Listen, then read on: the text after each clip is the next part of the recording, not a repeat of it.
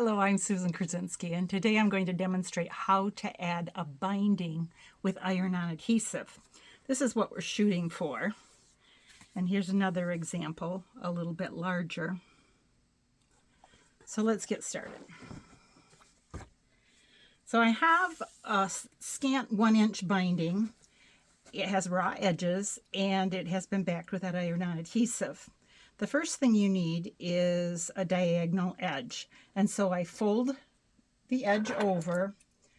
I need a scant 1/4 inch allowance, seam allowance.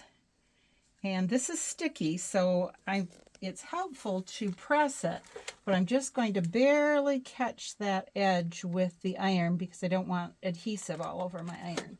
And now the binding is ready to go.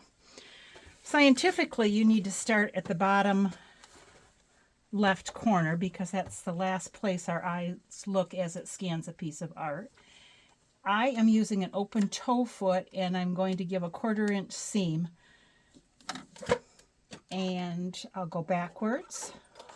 I've caught that edge and now I'm going to go forwards. I've done so many of them, I know where a 1/4 inch is toward the end, but I also could, well, I dropped my pin, so I also could put a pin right there and I would see it as I came up to it.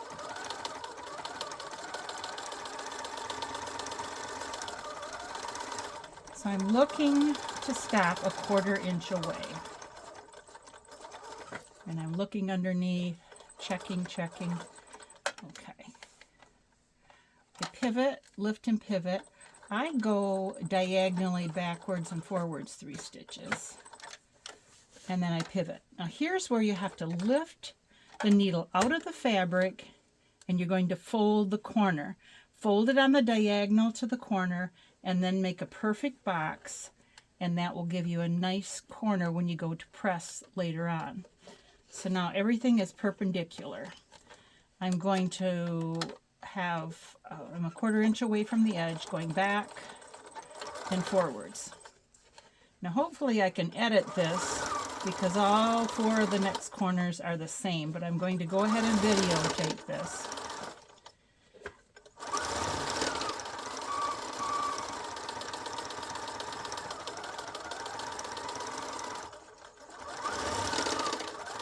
Again, I'm stopping a 1/4 inch away.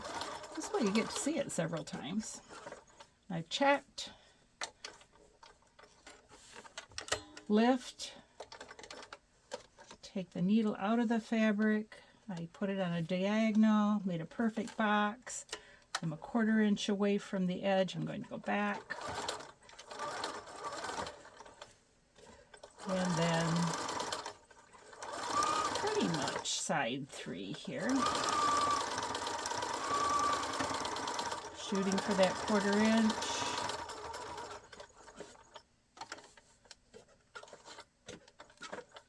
Three stitches to the corner and back.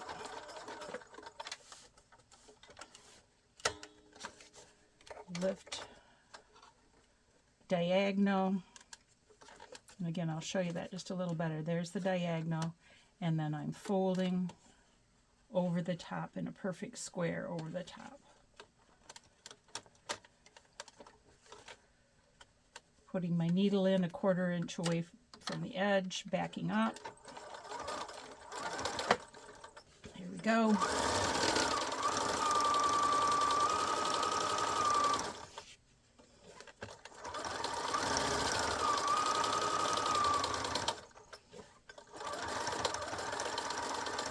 I'll take a second to snip these threads so I don't have to deal with them later. 1/4 inch from the corner.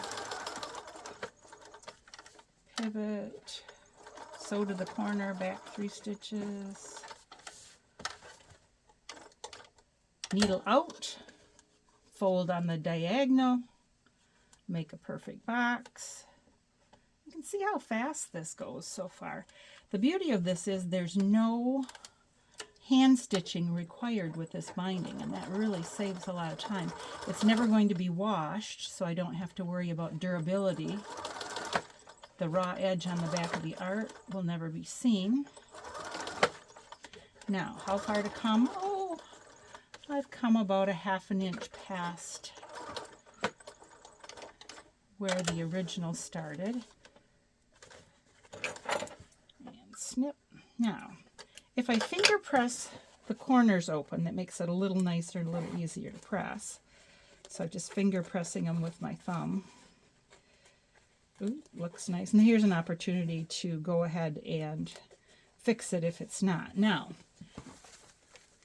unbelievable as far as how quickly this is going to go. I just take my iron and push it all the way around.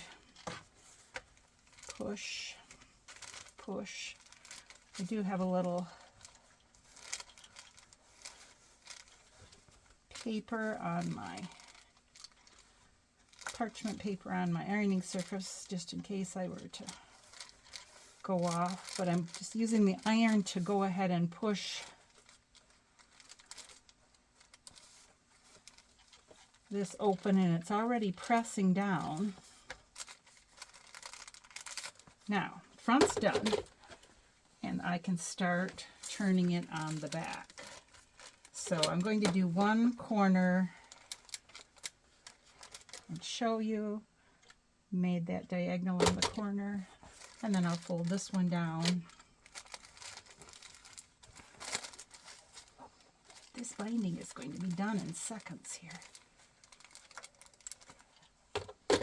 There's two corners. Well, might as well keep going. I'll hold it up so that you can see. And that's what it's going to look like. I'll finish it, but a binding in just a few minutes, you're done. So enjoy.